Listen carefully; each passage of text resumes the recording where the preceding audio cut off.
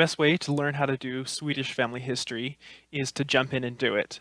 And so I have some examples here that you can follow to get some practice in.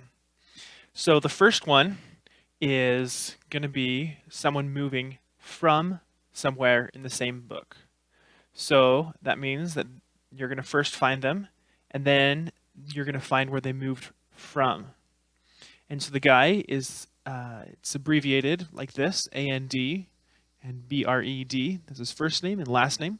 He was born on the 20th of January, 1807. And that's the guy, and he is found in this image right here. So that's enough information to find him. And so see if you can find, first step is to find the original image, which is this one right here. And then the next one is to find where he moved from. And then there's this guy right here, and this is when he was born. And he is moving to a different village in the same book. And so this is him moving to somewhere. So you're going to find where he moved to. And these two examples are a little bit different, and you'll see why when you go on to them. And so here's the starting image. And then here's this guy right here. Here's when he was born. And he stayed in the same village when there was a change in books. So you're going to find him in the next household examination book, but he will be in the same village as he was in this one right here. And so here's the information for that. And then this guy right here, he moved to a different parish, but one that was overseen by the same minister. And so you're going to find him as well. And here's the information to find that. And so there are four primary ways you can find this. First one is Archive Digital, which is what I've been using. The second one you can use is SVAR, S-V-A-R. You can also use Ancestry, and you can use Family Search to find these four examples right here. So out of those ones, Family Search is free, and more people have Ancestry than have Archive Digital. And so I'll show you how to do that with Family Search and Ancestry. At least a hint on how to start there. So the first one I'll show you is Family Search. And so Family Search is found at familysearch.org.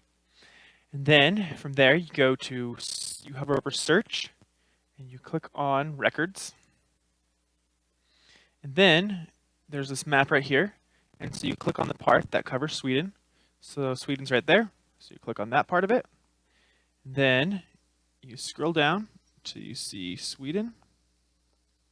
Right there. Click on Sweden. Then at the very bottom is what you need. So it's going to be, this is where you'll start, and you can go from there.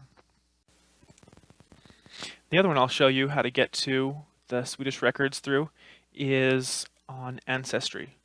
So Ancestry, you have to have an account, paid for account, and then what you do is you go to ancestry.com and you click on Search, click on Card Catalog, and there's several ways to get there. One way you can get there, click on Europe, and then you filter it down again to Sweden, and it's going to be this one right here, Sweden Church Records, right there.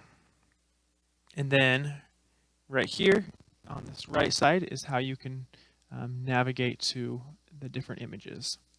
And on both Family Search and on Ancestry, they both have indexes at the beginning. Not all of the Swedish records on Family Search or Ancestry have indexes at the beginning, but these ones do, and I chose them specifically because of that.